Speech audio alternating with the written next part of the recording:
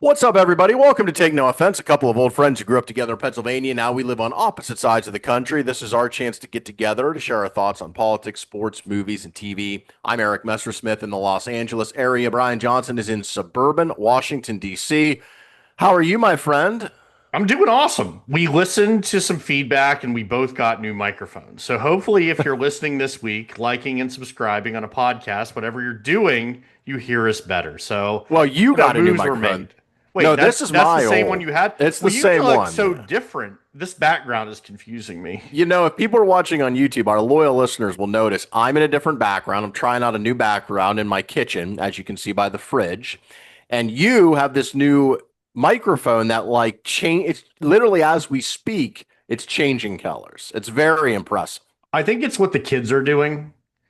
Like everything is like this now. So I was like, you know what? I'm young. I'm hip. I You can are. do You're this. you're very, very hip. I've always thought that Oh about you. yeah. You're on the cutting edge of hipness. Brian, we have a lot to get to today. We both saw the Fantastic Four movie. We'll get to that later. I have so many politics news topics. I just want to kind of bounce around. Let's start with our weekly Epstein update. It seems like we've been leading our show with this for the last few weeks. There's been a lot of stuff that's come out in the last week, but the biggest thing I think was the report last week.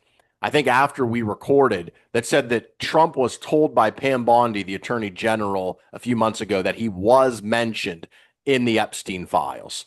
And they still, the Justice Department, the Trump administration, have not released the what I'm sure are thousands of pages of documents they have. Now, does that mean Trump is guilty? Of course not. Just because he was mentioned in there, I'm sure a lot of people were mentioned with accusations and hearsay, which may or may not have been true. We don't know what context he was mentioned in. I'm not surprised he was mentioned. Clearly, he and Epstein were close. It doesn't prove he did anything wrong. And my default is still that if there were anything damning about Trump, vis-a-vis the Epstein quote unquote files, it would have come out during the 4 years that Joe Biden was the president, particularly in the run up to this 2024 election. I find it hard to fathom that if there was something solid that Trump did something illegal related to Epstein, that would not have come out. So that's my default. But I will say, given that, it is fucking weird Yeah. that he keeps being so eager to try to push this off, bring up all kinds of other things, and not just do what the Justice Department could do, which is just release all the information they have. The victims' names are redacted, of course. Release it and let it out there. And they don't do that. And as long as they continue to not do that, I don't think this is going to go away. Hypothetical question for you. Let's say that Trump was in there and he was doing something wrong. After Joe Biden's debate performance, would we have elected a potential child molester instead of a old dying man?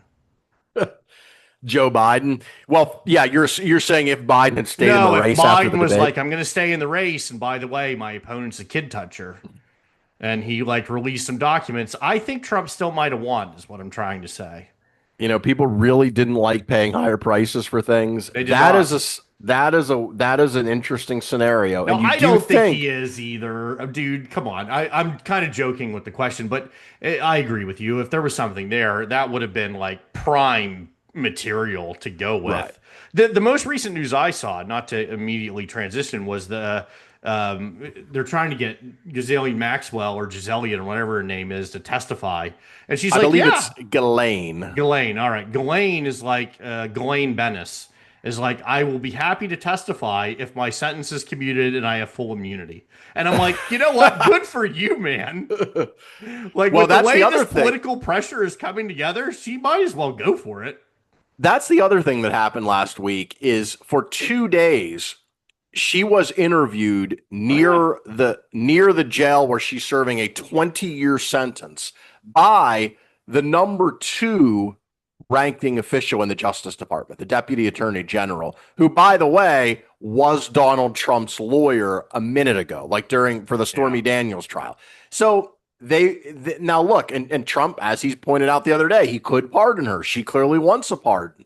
I don't know what information she may be willing to trade, but again, when you send the guy who used to be, until, like I said a hot second ago, Trump's personal lawyer, to interview her, it just looks bad because is he interviewing her solely in his capacity as the number two ranking official in the Obviously, Justice yes, Department? Eric.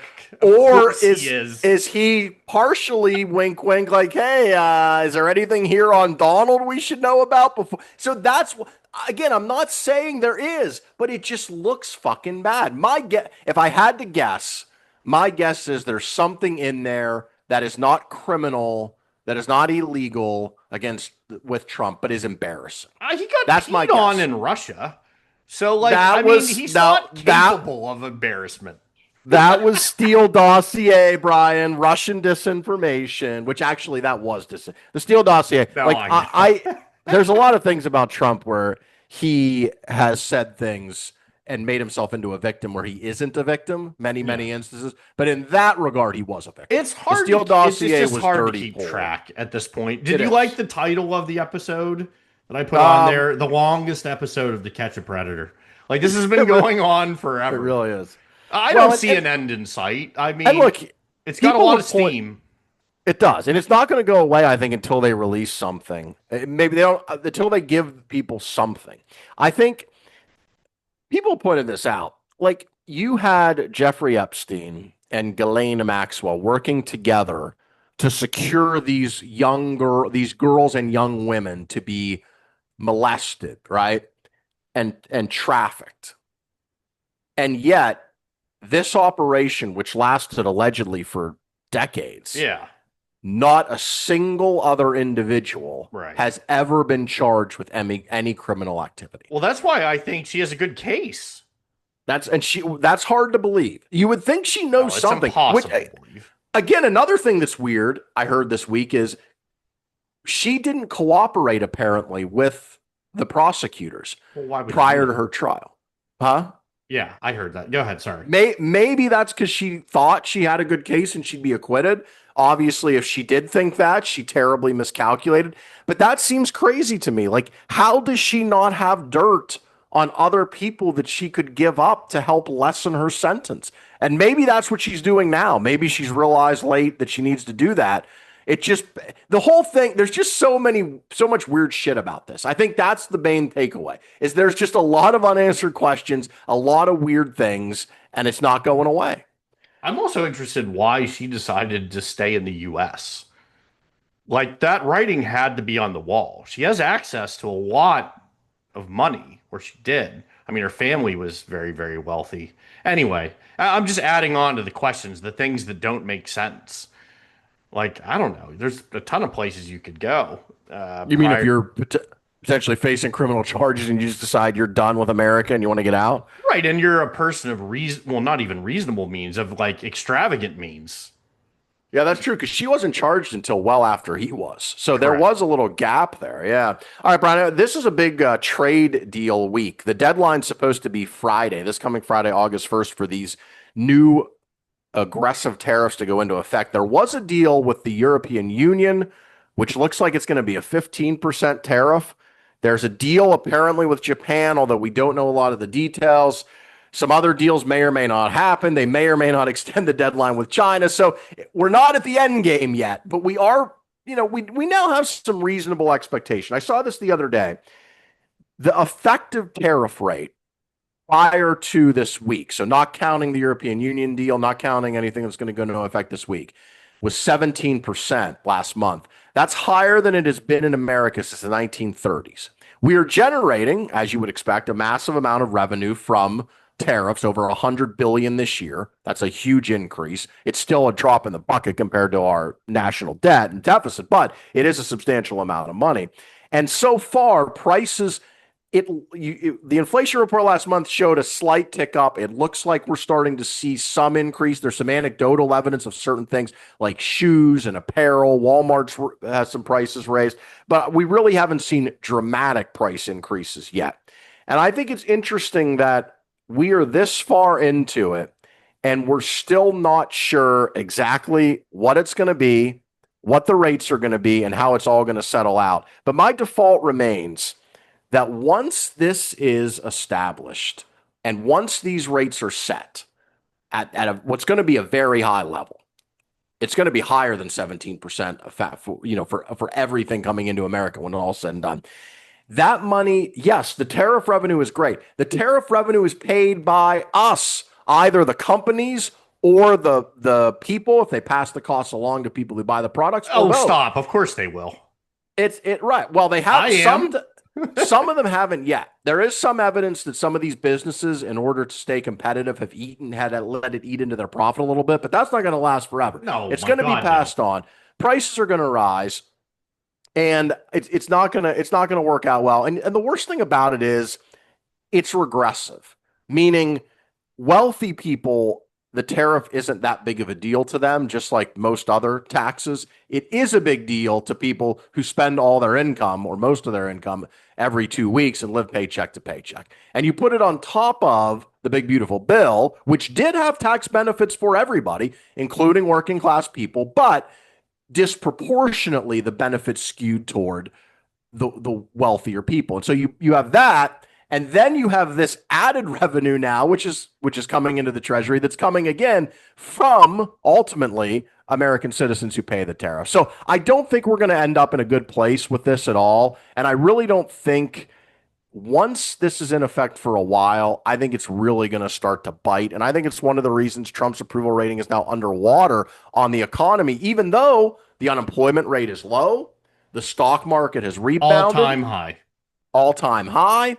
I think this is one of the reasons is the effect of these tariffs that people are starting to see, and the effect that is likely to come in the next few months. I'm glad the markets have calmed on reacting to news because I think early on with the tariff stuff, the markets reacted, I don't want to say prematurely because that's how markets are and they can only go off of news. But recently, for what you just mentioned, the market is kind of stable and still rising despite what you're saying. So I'm interested to see how that all plays out on the market side because eventually, I mean, I hate to say it, but eventually we're going to get to a point where we're going to have real results in business and Yes. in the economy, and the stock market is going to have to react, you would think, appropriately to that news. And I agree with Right. you; it's coming. I was with a guy the other day, and he runs some businesses on Amazon, and he was showing me the app he uses to make the purchases to buy things in China. The person he deals with in China to buy like containers and stuff at a pennies per unit. You buy them in Yeah, bulk, and he showed me how much the price has gone up in tariffs since the tariffs went in, and it was substantial. And then he's like, "I think I'm going to have to raise the price for this product by $1." Now that's one product, $1. But I'm thinking think about the ripple effect of everybody and doing that. And he's small potatoes compared to Walmart or Amazon and what they're going to have to do. And it's just at the end of the day, I don't think it's going to work out well, even though it will bring in tariff revenue. But again, that's us paying it. It's essentially a tax increase on American consumers and business. And also, what does it do for the strength of the dollar and for our position in the world? And this is what we said before. Like the United States, we Trump is right in this regard. We did not maximize, we did not use the power of our economy to extract every concession we could from every country. We didn't do that. We didn't do that intentionally. And the reason we didn't do that isn't just because we're super nice guys in America. It's because we knew that even though we weren't getting maximum dollar from every country all over the world, that the overall system benefited us. Even though we weren't getting a maximum advantage in every deal, the framework that allowed those deals to happen, with the dollar being the reserve currency of the world, with the good relations we had with our friends, with the power of the US economy, we did well, right? So what Trump has said is, but wait a minute, we left money on the table, which again is true. We did. And you saw this with the deal with the European Union. This deal apparently will result in us paying zero tariff to get into Europe and Europe paying a 15% tariff to get into the United States. And they're salty about it, but they know that's probably the best deal they can get for now, right? Now, again, what's going to happen? we'll see. We're going to end up paying a lot of money in tariffs, American businesses and individuals. But what's that going to do for the sense and the sentiment of Europeans with getting things to American markets? It's going to make them be more likely to look at other people, other countries, and the same thing's happening all over the world. So when you try to use your power, which we have immense power in America, to maximize every deal you can to your utmost advantage, you can do that. We have the power to do that, and we are to some extent doing that now. But there are downsides to that as well when people think, man, you're not a good, trustworthy partner. Like why? Like for instance, put yourself in the European Union shoes. Their products are now being charged a 15% tariff, and American products coming into Europe are at 0.0. From their perspective, not a great deal. Is that going to make them more likely to want to do business with America in the future? And then extrapolate that to every country basically all over the world, and you see some of the downsides of these deals. No, I agree with you fundamentally with what you just said. But keep in mind, we're so far ahead economically to everyone else. I don't really see, and again, not an economist, in the short term, in the near term, I don't see a huge impact.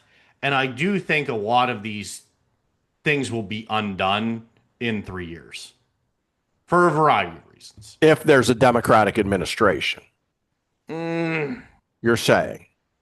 Even without, I think there will be, because I think we're gonna have a period where we flip every 4 years, not to be like Nostradamus, but just because of news and information, how angry people are, like in general, and I'm talking about just in general, Right? Just thinking that something different will fix whatever their problems are, even though that's not going to be the case. I think it will be undone for a variety of reasons. But I do too. yeah, go ahead. And the markets are going to respond when these go into effect. Well, that's As what you I said. they're They're going to have to. they're no Eventually, longer there's going to be they're real no data. longer right. They're no longer overreacting to the threats like they did months ago, but they will react when they go into effect. And here's just one small example. General Motors, one of our great American car companies, their profit shrank last quarter 35%. They took a tariff hit of $1.1 billion. Yeah. There's going to be a lot of companies taking hits to profits similar to what GM did in the future. If the really high tariff rates go into effect and stay in effect, we'll see.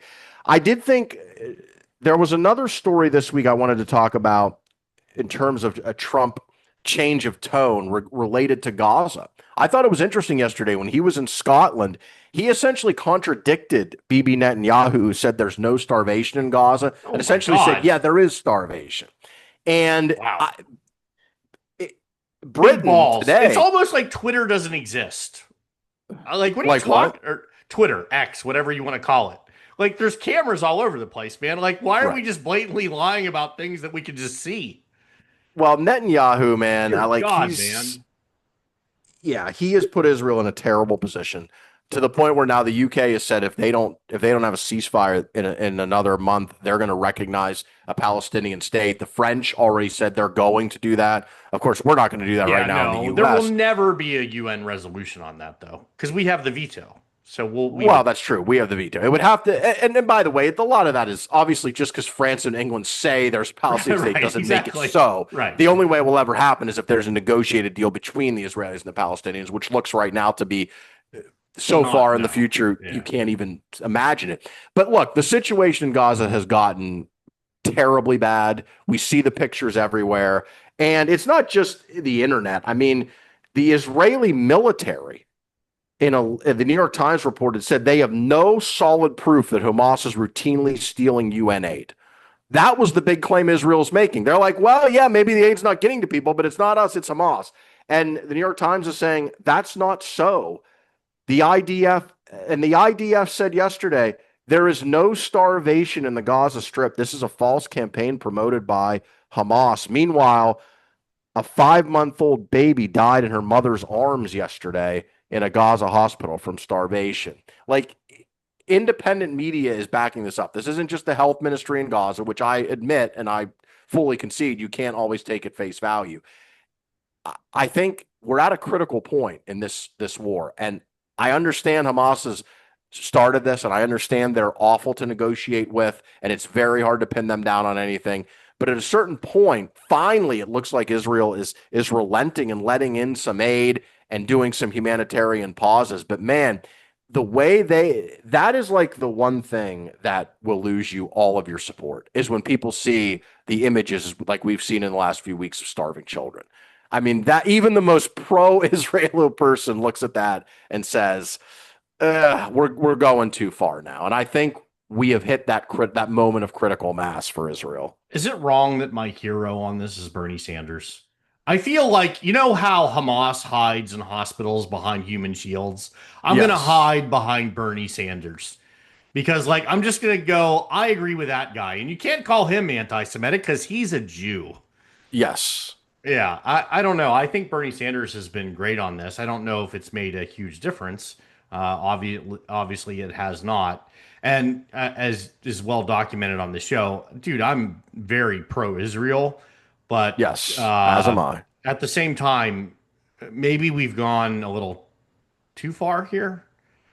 Yeah, like that's kind of where I am. I have been a big supporter of, by and large, the military efforts of Israel over the last 2 years, particularly 100%. when it relates to Hezbollah and Iran. I think it's been amazing what they've done there.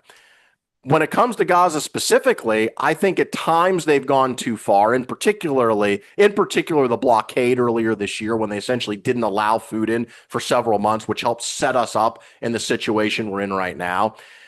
And that to me, they've crossed a line because I get it that you're at war, and I understand that this is the other side, but you control the territory. You control what goes in and out. So, like it or not, you are morally responsible for those people being fed. Well, I'm sorry. I but like how you said that. Morally you are. responsible. You are morally responsible for them being fed. And by the way, you don't even have to provide the food. All countries all over the world are bringing food there. The UN has food. All you have to do, Israel, is let the food in, and then once it's in, and this is one of the big problems they've had in the last few weeks, is getting it where it needs to go within the strip. You have a moral responsibility to do that. And look, Israel tried to essentially starve out Hamas earlier this year when they did the blockade to put pressure on to get the hostages out. It didn't work. No. It didn't work. Nothing has worked so as far you said, to get these these are very out. difficult people to negotiate with. Absolutely. Well, and I've always said this: they're playing the long game. Yes, and but they play it well. They do well. What Netanyahu is doing right now is playing into their hands, and that is the point I would make to people who maybe disagree with me, who are Israeli supporters. Is I want the same thing you want, which is an end to Hamas, the hostages freed, and peace in that region. I want that. What I'm saying is Bibi's government's actions in the last few months in particular have made that harder, not easier, because they are bleeding support now from their most ardent allies, including, as you pointed out with Bernie, many Jews in the West. And I was talking to a Jewish friend of mine today. It is amazing. We were discussing this. Ezra Klein had a really good piece in the New York Times about this a week or so ago, how the American Jews, which used to be pretty unified in America in terms of their politics, kind of center left, socially liberal, but very supportive of Israel, they have now completely fractured. And they are as far apart as many of the other extremes in our politics. And it's because of this. There are Jews who look around and they say, well, we got to finish the job, bring the hostages back. They support Netanyahu. And then there are other Jews who say, like Bernie, you pointed out, not in my name. Like this is not the Judaism I recognize. This is not what I can support. And it's gone too far. And it's an interesting cracking of a group in America that used to be, politically speaking and culturally, incredibly close knit. And it is not that way anymore. I mean, not to conflate these things, but to kind of make it about the United States and like our missions in Afghanistan and Iraq and other places where when you take things to this level, you're just creating the next generation of fanatics. Because there are kids in Gaza right now who are going to survive, and some will, and they're going to grow up and their whole life is going to be about how their family was killed or starved, or they had people that were whatever important to them that went away because of this conflict, that are going to grow up and they're going to hate Israel. And that's the hard thing to repair when you're 8, 9, 10, whatever years old. I mean, pretty soon you're going to be 22 and you're going to be angry and you're not going to have any place to go and you're not going to have anything else to do. So taking out revenge on people that you think ruined your life becomes the thing that you do. And I don't know how to solve this problem, but I think, it's worth pointing out as part of this conversation. I don't think they're winning hearts and minds, as they say, No, with this that's for this sure. methodology.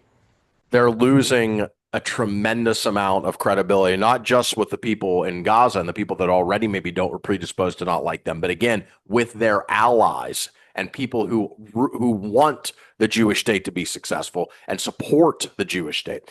I wanted to talk about redistricting, Brian, which is not exactly the sexiest Ooh, topic, did you but watch it's going John to be. Oliver like I told you, or no? No, I All haven't. right. But so for people who don't know what we're talking about here, every 10 years when we do the census, we reapportion the House of Representatives based on population changes, and states redraw their lines for the House. Some states do it by independent commission. Some states do it in a very partisan way.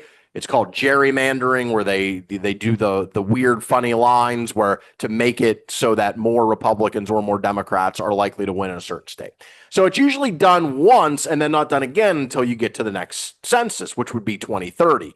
But Republicans, knowing that they're very likely to suffer some losses in the House next year in the midterms, and they have a very small majority to begin with. In order to try to keep the majority, they are going to try to go forward with redrawing the lines in Texas in the middle of the decade, in the middle, in between census, when they will be able to potentially redraw the districts and gain 4 or 5 seats just in Texas. And they're also talking about doing it in a few other Republican states. Well, in turn, now Democrats out here in California, where I live, and in New York and some other states have said, Texas, if you go ahead and do this, we're going to try to redraw our lines to eliminate Republican seats in blue states. And I don't blame Democrats for doing that, quite honestly, even though I think it's a terrible thing. And I wish we didn't do this. Gerrymandering is not by any means the biggest problem in our democracy, but it is a problem because what it does is it distorts representation in Congress by making these districts artificially red or blue in a way that encourages the more extreme elements to win in primaries. So in a lot of these districts, the general election, Republican versus Democrat, isn't the real race. The real race is the primary because the districts are either so red or so blue that whoever wins the primary will win the general election. And so that encourages the more extreme elements in both parties to be able to win primaries, which are low turnout affairs, and then go on to win the general election, rather than drawing the districts as they should be drawn based on ideas of putting communities together, not having the squiggly lines that extend through the state just to try to warp the outcome. So I think this is a terrible thing that this is happening, Brian. But to be honest with you, I don't blame the Democrats for saying, hey, if you're going to do it, we're going to do it too. You can't bring a knife to a gunfight. No, it's nice that for me that the Democrats are finally showing a little bit of balls here to move forward and do the right thing. I'm pulling it up. Do you see the map that I showed you? Oh yeah, that's So the great state of this Maryland. is the great state of Maryland. So I live right here where my cursor is pointed in Frederick, Maryland, which they lump in this giant District 6. Well, why do you think they do that? I mean, from here to where you're going in Rockville, for those of you watching, that's about a 4-hour drive. Like that is a long way. So they put the city of Frederick in this district because they know the Democrats are going to win this district every time. But I'm also doing this as an exercise to just show like Baltimore is hilarious, like how they have this one. If you're watching, because Baltimore is actually right here, which is part of like this very small part of like number two. And they're like, you know what? We're going to do this. Anyway, I just wanted a visual representation of what gerrymandering looks like because geographically, it really doesn't make a whole ton of sense. And anyway, for those of you who are familiar with it, again, just logically, it's not the area you live in, it's the way to get the most votes. I think Maryland has 9 members of the House of Representatives. 8 of them are Democrat, and only one is Republican. And they could draw it up in such a way to get whatever split they wanted. Really, right. And Maryland, of course, is a Democrat gerrymander. The Republicans do, both parties do it. The Republicans do it more and do it better. And part of the reason is Democrats wanted to have a more fair process. Like, for instance, where I am in California, the lines are drawn entirely by independent commissions. And Democrats do not have a gerrymander out here, although the maps are, just because of the way California is, being a blue state and where the population is, they are favorable to the Democrats. I think there are 9 Republicans out of 50, roughly 50 members in the House. But Democrats about the same. Democrats could draw it to be 45-5, roughly. Yeah. They could do that.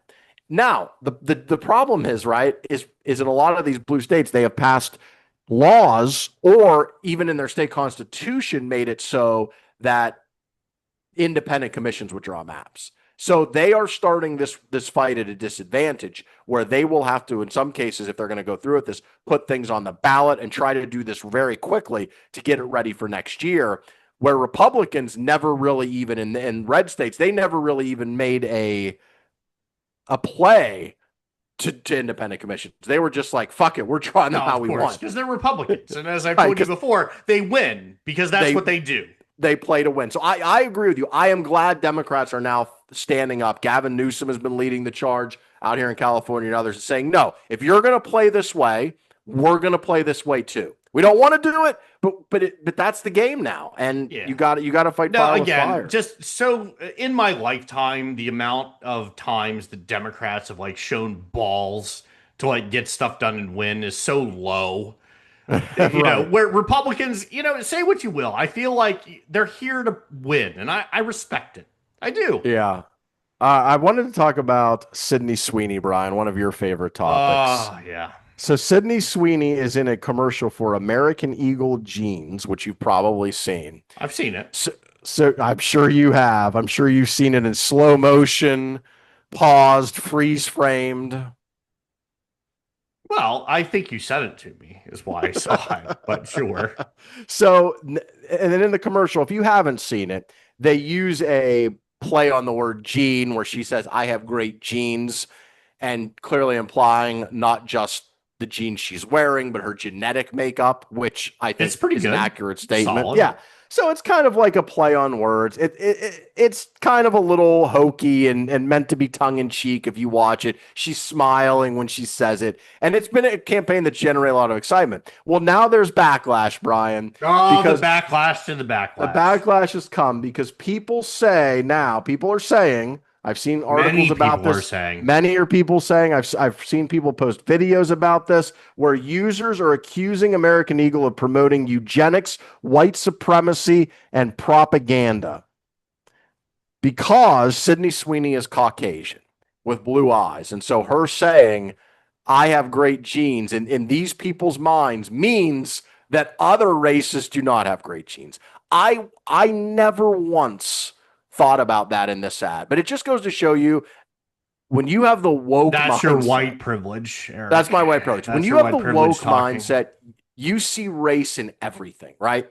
Everything is about race. Everything is about the oppressed and the oppressor. And this is one of the reasons I'm not a Democrat. To be honest with you, is shit like this. I cannot stand the woke mindset of looking at things through this lens. Sydney Sweeney says in this commercial, genes are passed down from parents to offspring, often determining traits like hair color, personality, and even eye color. She says, my genes are blue. And she's saying it with, if you think that is somehow white supremacy or eugenics, I'm sorry, you are delusional. I got to tell you, as you well know, I have voted for a Democrat in every election. I'm still a registered Democrat. But this is the thing that kills the Democratic Party are these people. And like I proudly say, I have two young boys. I'm raising them to not be pussies. Like when they say shit that is even in this realm of what we're talking about, I immediately tell them that it's a loser mentality. And I know I sound like our 45th and 47th president when I talk like this, but it really is. It's Right. the man is holding me down. Like I'm at a disadvantage. How am I possibly going to succeed? If like, look, I'm not telling anyone what to think. I'm just asking them if they would like to. If you go through your life and that is how you think, I promise you, it's going to be a sad existence and you're going to be disappointed with the level of success you succeed or that you get to because it's not someone else's fault that you suck. On the Republican side, it's not immigrants' faults that white people are poor. No one has the market cornered on poverty. I Yes. promise you. There are a ton of poor white people. So if you want to blame Mexicans for taking jobs that you would never fucking do because you're in your scooter at Walmart, then I don't know what to tell you. But to bring it back to the topic of conversation, which is wokeness, dude, the older I get, and you can hear it in my voice, the angrier I get. It's just a fun commercial of a young, attractive woman trying to sell jeans. Shut the fuck up. Yes, 100% agree. It's why Donald Trump is president. It's stuff like this is why Donald Trump is president. And despite his many flaws and the many flaws of his party, these are the kind of things that turn people off. Of course, it Pr- turns me off. what did you do you have thoughts speaking of woke? I saw a lot of pushback on some of the tributes to Hulk Hogan this week because look, Hulk Ooh, I Hogan love had this some one. how should we say this? In his later years, he had some problematic Oh, views yeah. on race. There are many clips out there of him saying things which are quite offensive. That said, the guy was a legend in his profession, and it was a profession that when you and I were young boys in the 80s, he was an institution. I don't think it's a professional wrestling was it still is huge and big business, but it was even bigger, I think, back then in the 80s and early 90s. And he was the face of it. Per capita. And he probably is, yeah, per capita. He probably is the most famous and most successful professional wrestler ever. He really defined that generation. And so when people look at that and look at his legacy through that lens of what it meant to them, and I was one of these young guys in their youth. I was one of these little kids that loved Hulkamania and loved that music when it came on. You know, I am a real American, and he comes running down, ripping off his shirt with his hair flowing and the bandana. And like, you got to be able to separate that, the persona, the artist, from the man who clearly had some, shall we say, troubling views on race. Well, I love this topic of conversation because you and I talk about it all the time. Is can you separate the art from the artist? You mentioned his legacy. In basketball, there's Michael Jordan. In golf, there's Tiger Woods. In professional wrestling, there's Hulk Hogan.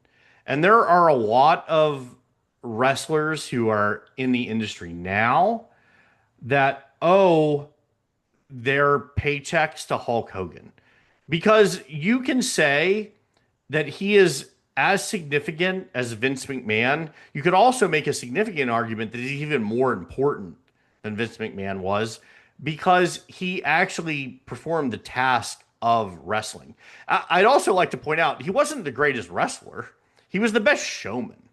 The way he spoke, Mean Gene Okerlund, the whole thing. And look, I'm not a huge wrestling fan. I'm one of those kids who was like 9 years old who went, why am I watching this play? Like, I don't know. I guess I just recognized that like this couldn't possibly be a real thing.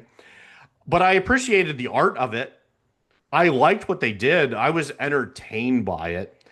Mm. And as you well know on this show, I'm always able to separate the art from the Yes. artist. I don't care what Tiger Woods does off the golf course. Just hit the white ball into the hole. Uh, I, I think if you take the view of these people and you start to get into their personality and things you don't like, why would you go to a Tom Cruise movie? I'm not saying Tom Cruise is a reprehensible human being. I'm just saying he has some very controversial views on a lot of things. But you know what? Mission Impossible was a good movie. Jerry Right. Maguire, I mean, we're not going to the fucking zoo, Ray. That's Like, right. it's great. I love watching him act. So yeah, I get it. It's just the time and the culture that we live in that we're gonna point these things out. And by the way, those people aren't wrong. Like the things he said and the way that he was exposed, while not ideal, it's not great. Like like it's not good. But Right. am I gonna spend a Saturday or a Sunday on the weekend going, Hulk Hogan, what a son of a bitch? I don't think I am. I think I'm gonna go, it's human life. He died. He lived a hell of a life. So, I mean, that's all I can really like Forrest Gump. That's all I have to say about that. That's all you got to say about that. What do you say about Bryce Harper, your favorite baseball player? Apparently, he cussed out Rob Manfred. This, according to ESPN. Was doing his clubhouse visit with the Phillies, and they were talking about apparently a potential salary cap in baseball. It looks very likely, I think, that the owners are going to lock out the players when the CBA expires after next season in order to try to force a salary cap. A move, by the way, you and I disagree with this. I wholeheartedly support. I hope they do it. Apparently, We Harper do got disagree up in here. Manfred's face and told him to, quote, get the fuck out of our clubhouse. And Manfred apparently said he was not going to get the fuck out of here, saying it was important to talk about threats to MLB's businesses and ways to grow the game. I don't know if I would have done it in July in the dog days of summer while people are outside 95-degree heat, trying to hit 98-mile-an-hour fastballs. I mean, part of that could be where it comes from. I think there's a season to talk about the business of baseball. I don't know that it's in mid-July. You said we disagree on this. I think the salary cap is maybe it's good for baseball, but I do think it's bad for the players, and I do think it would be worth the players holding on to this. If it goes the way that I think it will go, it's that the people who make hundreds of, well, these people are billionaires many times over. They Right. have the resources to outlast the millionaires to get this done. And I also think, as it is always the case, the owners are a lot more unified than the players, uh, just given their number and the benefit that they have. But I don't know how well baseball, and this is the part that's interesting for the owner side, how well they will do coming out of a lockout in 27. I think We'll baseball see. is in a really good spot right now. You might want to keep the good times going. Yeah, they made $12 billion last year, so they're doing well, but they have some problems on the horizon. One of them is the collapsing of the regional sports networks and the local TV money, which baseball, unlike say the NFL, gets most of their money, media money from local television, not national deals. But look, you and I have talked about this before. The Dodgers and the Yankees were in the World Series last year. That wasn't a coincidence. The top five spending teams this year, Dodgers, Yankees, Mets, Phillies, they're all going to make the playoffs. It's very likely two of them, at least one of them, maybe two of them will be in the World Series again. That's not a coincidence. The Dodgers spend on payroll this year more than $400 million dollars. The Miami Marlins, 86. That does not happen in the NFL or the NHL or the NBA or any other professional major sport in North America. It does not happen where one team spends anywhere near five times another team on salary. It does not happen because it cannot happen because those sports have a salary cap. And the only way it will stop happening in baseball is if there is a salary cap. And because look, if the Dodgers spent twice as much as the Marlins, fine, right? That's fine.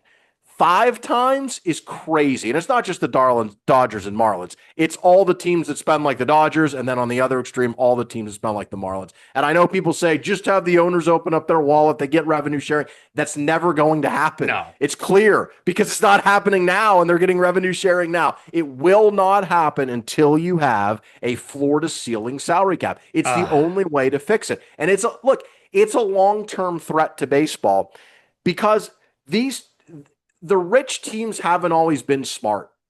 That's what has made baseball work. That is why so many different teams have gotten to the World Series over the last 10 years. Yeah. And so many different teams have made the playoffs because the rich teams weren't always smart. They did a lot of stupid things. They had bad owners. They didn't understand the analytics of baseball. That has changed. It's become professionalized. All the teams understand the analytics now.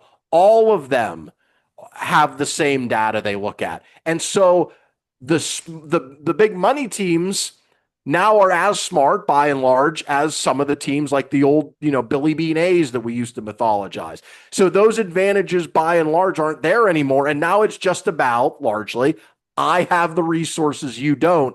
I'm going to dominate you year in and year out. It doesn't mean look, the Marlins could be good. The Royals could be good. It can happen. Well, but it's going to happen less and less and less. And that is a problem for the long-term viability of the game. It really is because the competition now is fierce, man. It's not just the NFL. It's not even just every other sport. It's YouTube. It's TikTok. It's Instagram. Look at young people now. They don't sit down and watch baseball games for the most part like you and I did. Baseball needs to make all these markets competitive. So listen, that was my diatribe. I'm with Manfred. I'm for communism in sports. Yeah, I was going to say, AOC, listen up. Let me learn you something here real quick. What is the most popular sport in the world? Soccer. Does it have a salary cap? Of course it doesn't. Because why would you stop guys with billions of dollars from giving it to people? And here's the other thing. If you look at baseball, everyone thought the Dodgers were going to be the greatest team of all time because of the money that they spent. The Dodgers are on a skid right now. The Yankees are like 9 games over 500. The Phillies aren't running away with the division.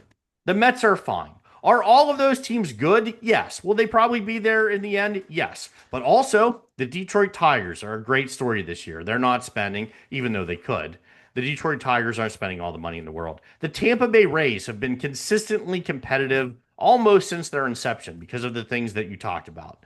Their salary is near the bottom. They have a very good team. The Blue Jays are trying to give money away to people, but no one will take it except Vlad Guerrero Jr. And the Blue Jays are in first place right now. So this idea that simply spending and not having a salary cap doesn't make it competitive, I don't buy into it. When your lone example is the Pittsburgh Pirates, one of the most poorly run organizations in all of professional sports, I don't buy into your argument. Not at all. I think owners should be able to spend whatever they want on whomever they want. If I can make a counter argument just really quickly, I do think the benefit to a salary cap within baseball would be to the players in the middle. Because what ends up happening on these teams that are like near top or very competitive is you don't end up with a lot of guys in the middle. But what happens in salary cap, because you see this in the NFL and you see this in the NBA, is you end up with 2 or 3 extremely high paid players, and then everyone else is making the minimum. Yeah.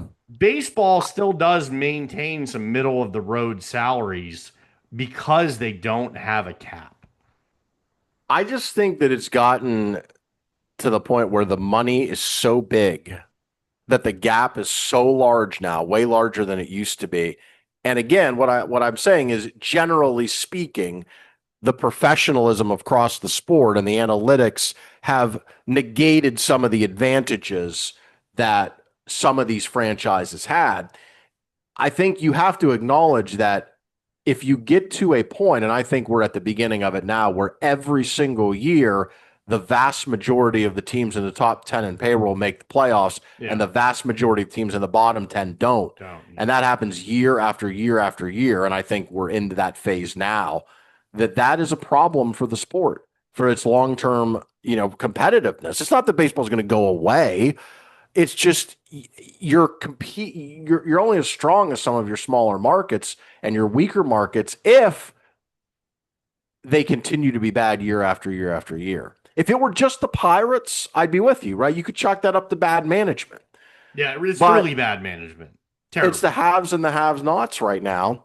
And look, some of it I admit is forcing because it's not just a salary cap's not just about a ceiling, it's about a floor. Yeah. Some of this would be forcing the bad teams, the teams that don't spend, to spend. You would be telling them, hey, we're giving you this revenue sharing, and now we are putting a dollar amount on how much money you must invest in your baseball operation.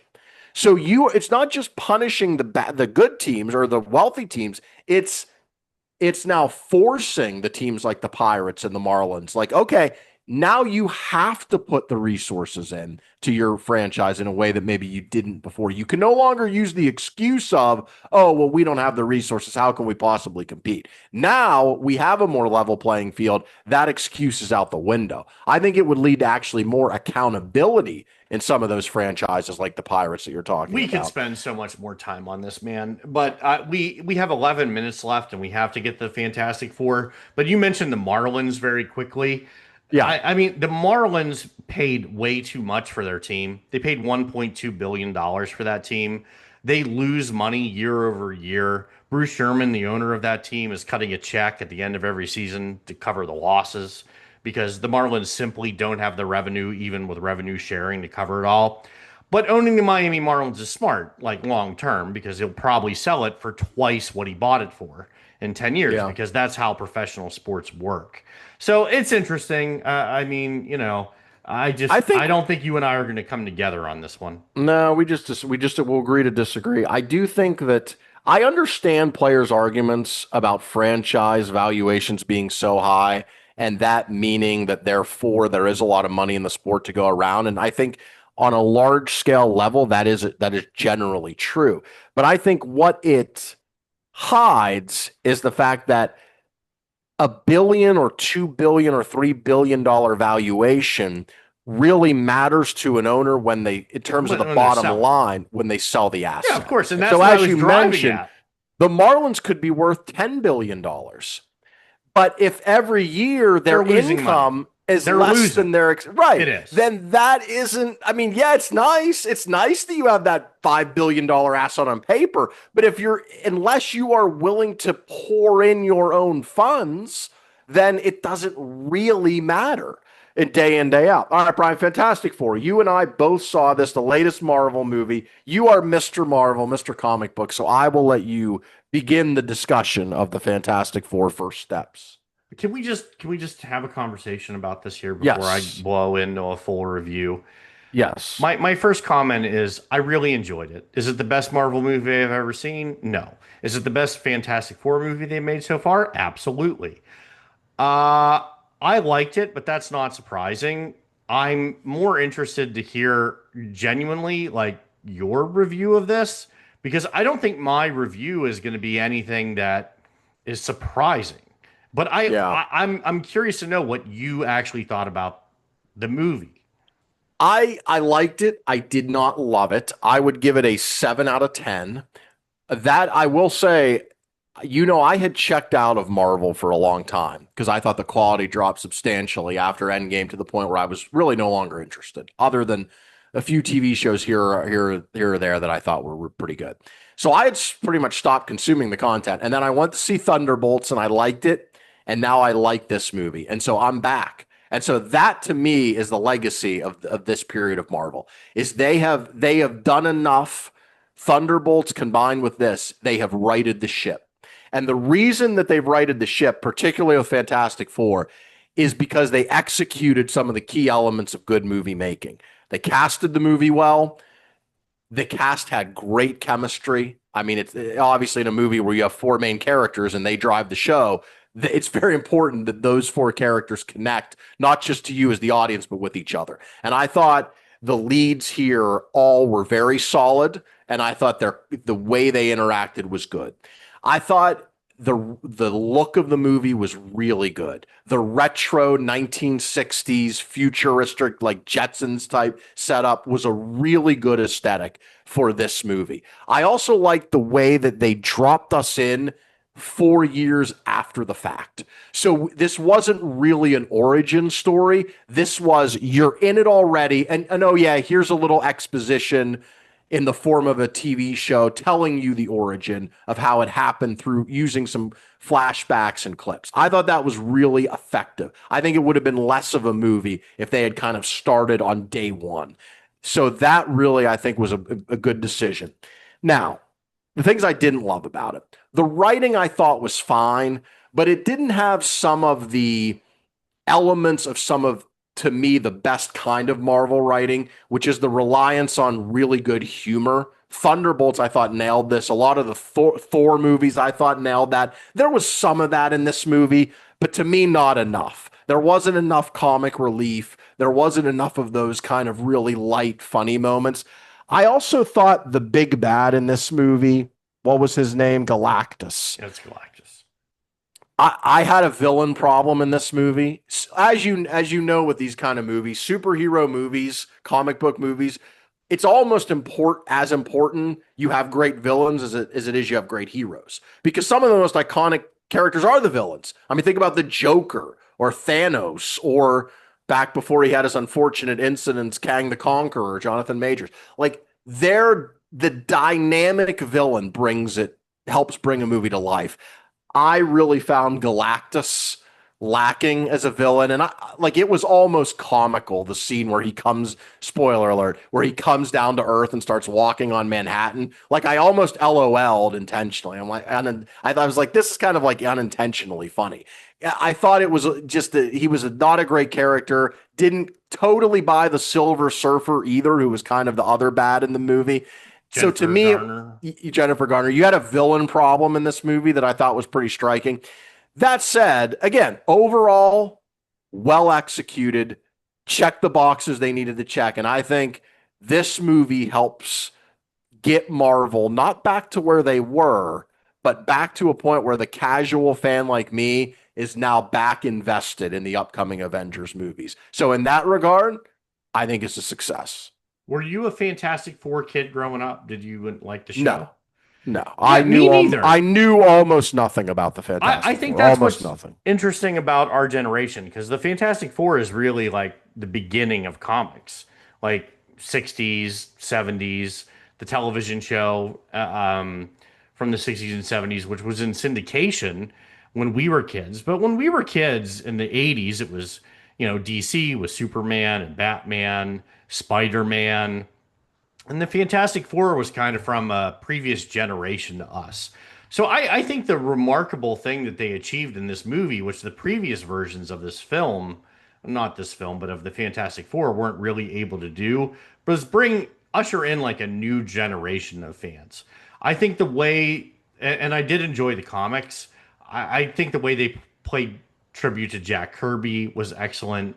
I like the retro futuristic science kind of elements that they put in it.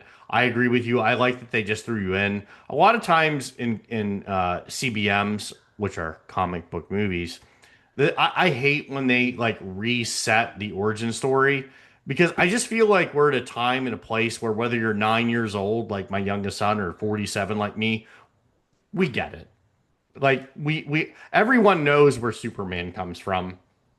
Like we don't have to tell that story all over again. I think what Marvel is trying to achieve here, I mean, it's very difficult to have a movie July 25th that is going to capture like all of the fans, all of the people. Sometimes for me, I think that's the part that gets lost in these type of films is you're trying to make $1 billion. In order to make $1 billion, this can't be a niche type of film. It has to be something where it's a big tent and everyone is welcome. So I'll just kind of close my summary of I feel like that's the best thing about this movie is they welcomed everyone into the tent. It could Yeah. be for any age, any gender. I like the movie a lot. I think they made two really wise decisions plotting wise. The first we talked about dropping you in 4 years into their story, and the other one was acknowledging up front that this is a alternate reality. This is part of the That's what I said multiverse. about Superman that It's they did not on the well. sacred timeline. Right. So because part of the problem with Marvel is they started making so many movies and they're all happening in one timeline, many of them on Earth or near Earth. And it's like, wait a minute, how do these characters not all know about each other and interact with each other? And they would try to pigeonhole it and make it work. But there was none of that in this movie because these characters existed in a different time and a different Yeah, place. they existed on 828. Of course, we're in the 616. Right. They were on Earth 828 in the 1960s. So I thought that was really smart from a plotting perspective, is just completely remove this, make it its own thing. That way you bought into the aesthetic of like the 1960 retro future That was thing so right well away. done. And then spoiler alert and I also love the fact that there's not another Marvel movie coming until next year, until next summer, Spider-Man, and then you get right into the Avengers, which will bring back these characters, the characters from the Thunderbolts, new Brave New the World. Thunderbolts, right, the X-Men apparently. So that's going to be really cool to see. And I think Marvel, again, I'm not saying they're back, but I'm saying they have righted the ship. They learned from you and I talked about this last week, the interview with Kevin Feige, where he admitted and acknowledged the mistakes they had made. Some of them were out of their control, things like the strikes and COVID and the death of Chadwick Boseman, some and Jonathan Major's arrest, and then other things that were in their control, like producing way too much damn content and letting the quality control slip. The fact that there's not another one of these Marvel movies coming out for a year, and there's only two total next year and two total the year after, shows you they've also pared down the TV shows dramatically.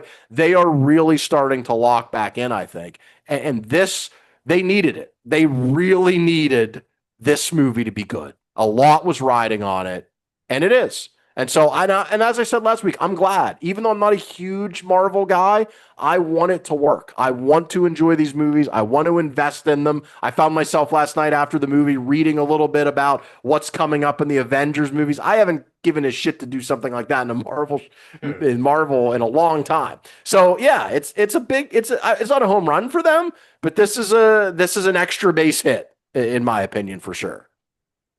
Yeah, I got nothing else on Fantastic Four. I All give it right. a slightly higher grade than you do, but not by much. It's an 8 out of 10. 8 out of 10. Yeah, and I think that's fair. I wrestled between 7 and 8. I think it's in that range. Any final thoughts this week, Brian, before we get out of here? Just one. Did you see the news that Ryan, spelled Ryne, Sandberg, had died?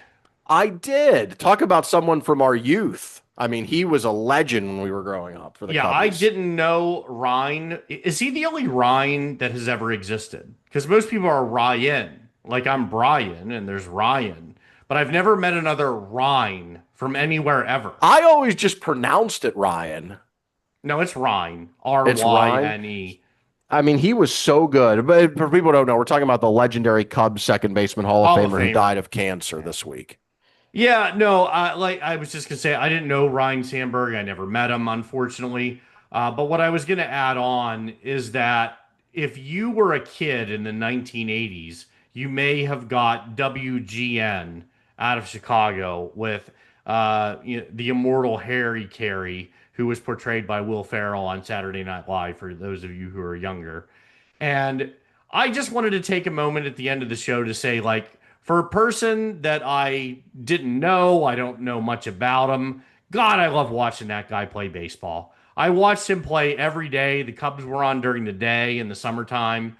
So it was really cool. And he's a Hall of Famer. He was a great player. When he gave his Hall of Fame speech, he advocated for Ron Santo and Andre Dawson getting in the Hall of Fame, the Hawk, who of course was his teammate in the 1980s.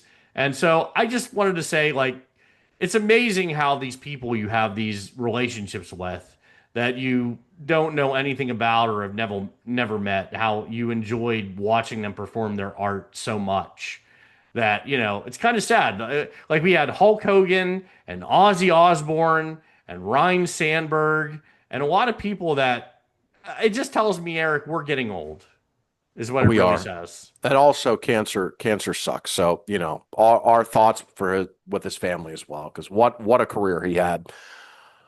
All right, that'll do it for the show this week. We appreciate you being with us. Make sure you like and subscribe. Check out the YouTube channel. We are on the Everybody Settle Down YouTube channel. Also, you can check us out in podcast form as well. For Brian Johnson, I'm Eric Messersmith.